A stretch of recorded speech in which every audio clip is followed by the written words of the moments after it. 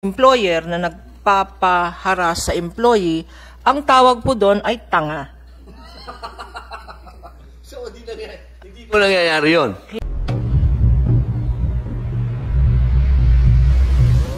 Naging malaking usapin po ito, itong sexual harassment. Dahil marami din pong, although marami na pong batas na pumasa na may kinalaman sa sexual harassment, pero marami po rin pong nagsasabi na kulang sila sa kaalaman dito, katulad po nung rape sa lalaki. Marami pong talagang nagtatalo-talo. Ano po ba ang definisyon talaga ngayon ng rape sa lalaki? May nagsasabi po, pagka oral daw, inoral ang lalaki, yun daw po ay rape na. Ang sabi naman ng iba, kailangan may penetration daw sa kanyang anal. Ano po ba ang definisyon talaga? Ang final definition ng rape sa lalaki? Yung pong bagong, yung old, umpisan po natin sa old definition ng rape. Yung old definition ng rape sa Revised Penal Code, babae talaga ang victim. Is having sexual intercourse of a woman. So, woman ang victim by the insertion of the penis, so kailangan male organ, into the woman's vagina. Without her consent. Attorney, ita-translate lang po natin sa Tagalog para naintindihan po ng ating mga kababayan. Meron pong nangyari pagtatalik, ganun. Opo. Dapat may pagtatalik at ang ginamit na penetration ay yung ari ng lalaki. At ang pinasok ay yung vagina ng babae. Okay, so yan ang definition. Ngayon po, sa old po. Ngayon yung 1932 po yun. Ngayon meron tayong rape law ngayon. Nakalagay po sa ating bagong rape law, no, na hindi na a woman. Nakalagay any person. Kailan po ito? Itong batas na ito? Pumasa po ito, yung bago na ano po? Ito pong, 1997 po. 1997, no? So, in 1997, gising na tayo, no?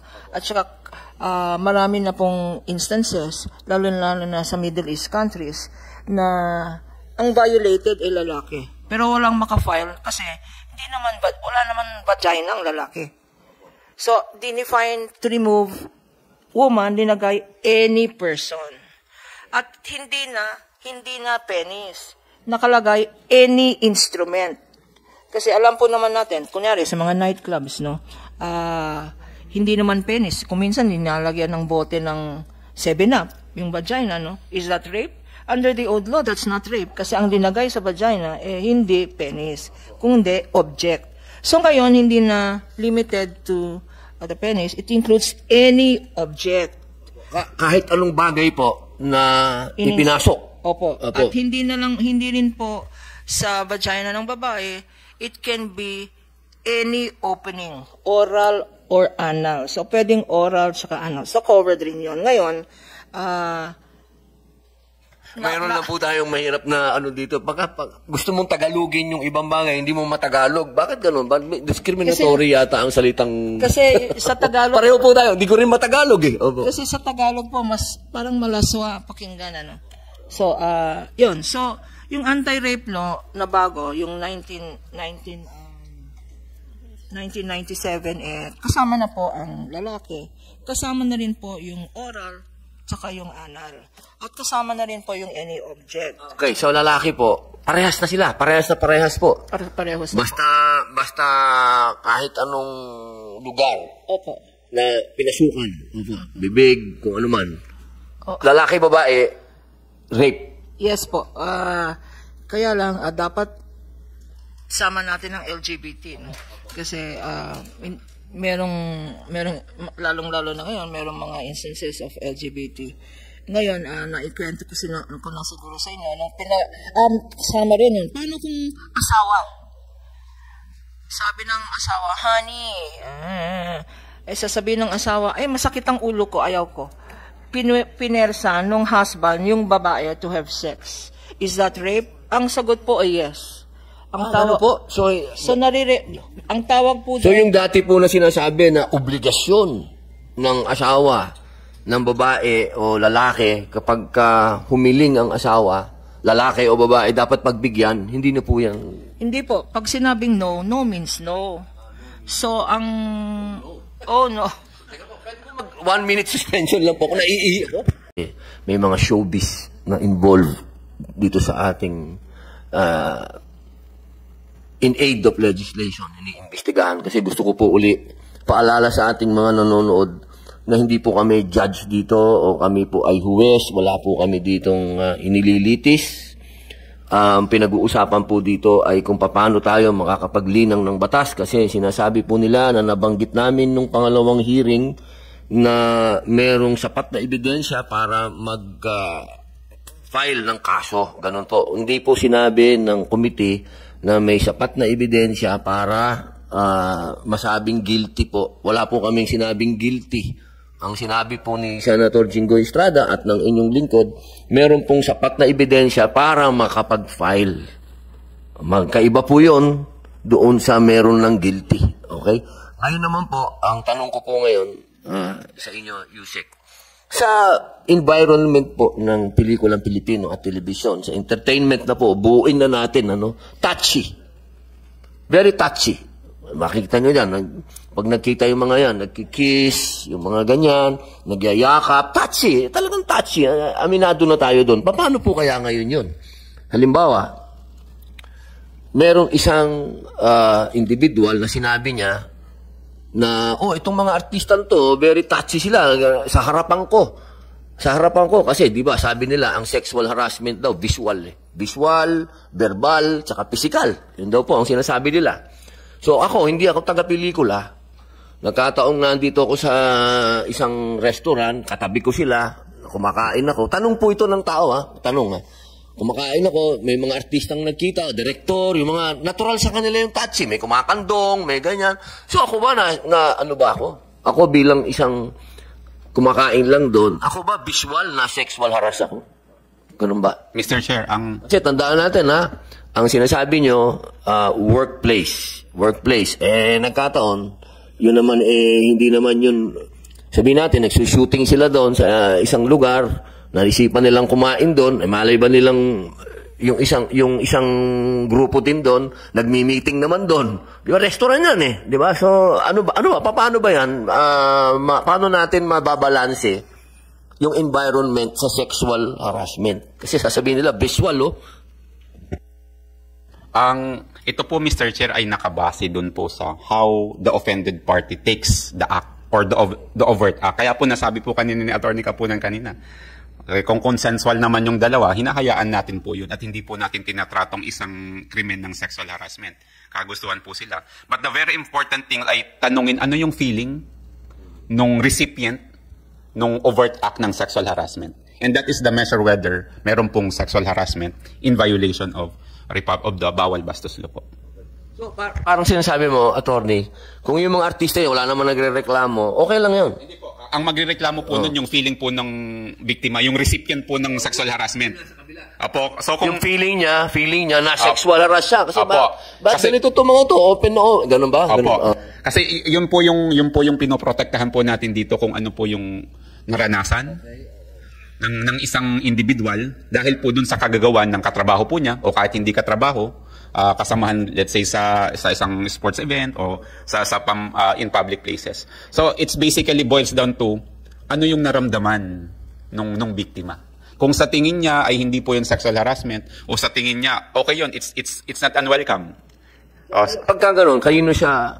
Well, hindi po, it's not a that act is not constitutional. Alam mo, violated ako. Alam mo naman ngayon. Well, ganun po yan. Laging salita ngayon yung I'm so violated. Opo, kaya po may mga proseso po tayo na para alamin na yung kanyang allegation na siya ay violated o siya ay naabuso ay mapatunayan sa pagpipresenta ng mga ebidensya.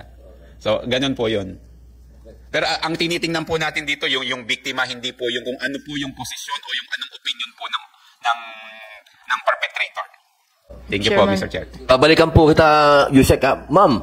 May idadagdag lang, kasi maganda po yung example nyo, yung kissing, Kasi bago nagkaroon ng Sexual Harassment Act, 1995, tsaka yung bawal bastos law nung recently lang, 2015, meron po tayong mga provisions lahat ng criminal laws po natin, na minana natin sa panahon pa ng Espanya, meron tayong revised penal code.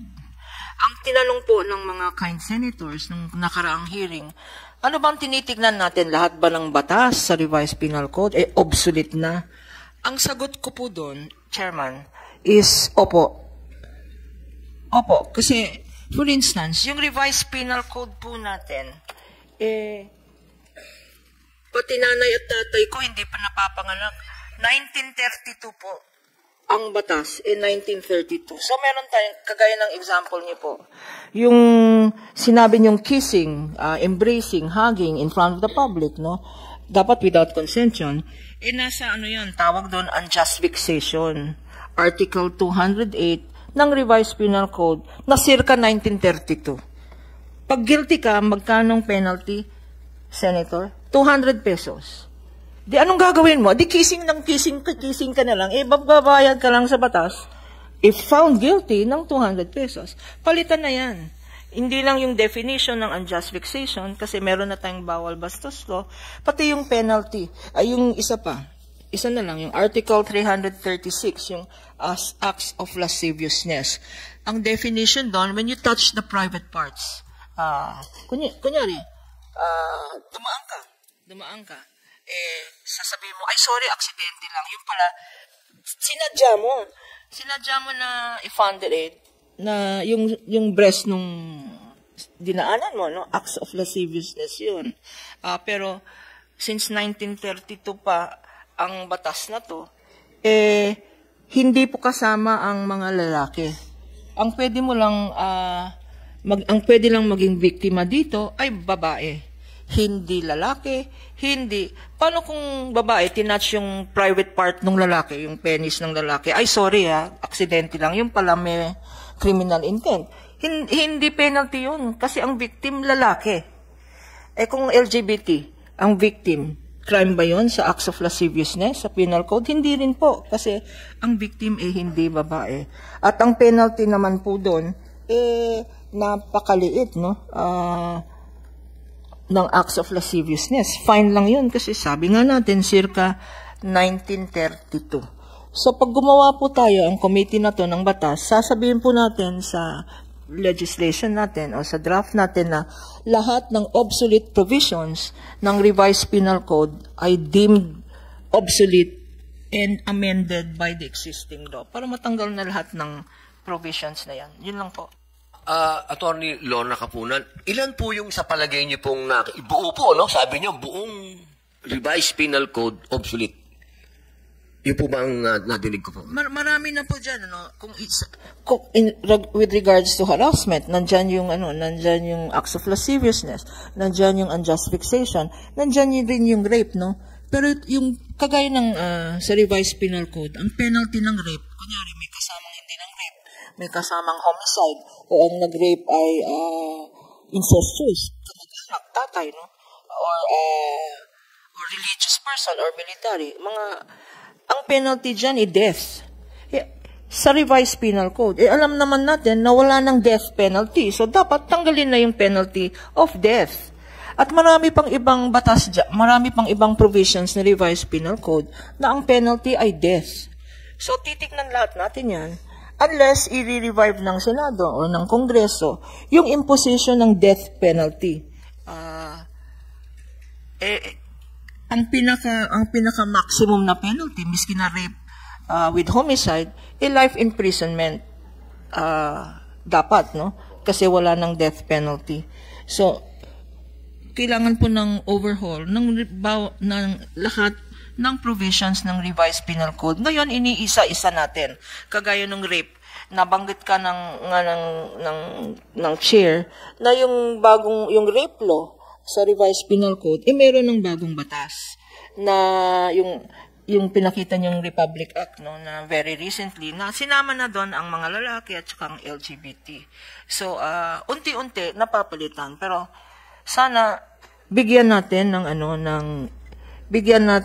kasi madaming pinafile sa Senado at saka maraming pinafile sa Kongreso. Patignan po natin ang talagang napaka-importante na batas kasi ang apektado ng revised penal code, buhay. imprisonment. Hindi lang ng offender, kasi at saka yung rules of procedure, no.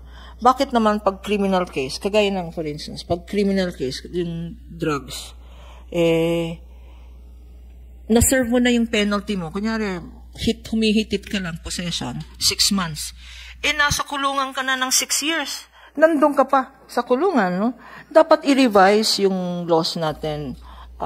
Hindi lang kasi ang principle dapat ng ating criminal laws is to give a second chance. Hindi ba po? Kagaya nyo po, no? You are Exhibit A. Kayo po yung Exhibit A of having a second chance. Because that is what the penal system is all about. So, dapat ganyan ang tignan natin sa ating mga batas. Ang isang kriminal, may dapat bigyan ng pag-asa to recover and become a good member of society.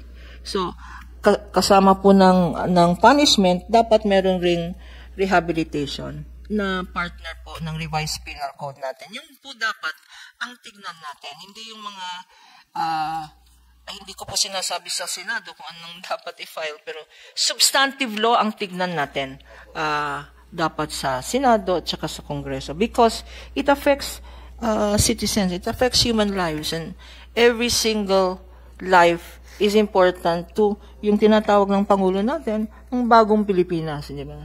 To building a new nation. Respect for human rights. Salamat po, attorney. May tanong lang po ako, nabanggit niyo na po yung sa rape. Marami pong nagtatanong din sa akin. Alam niyo po,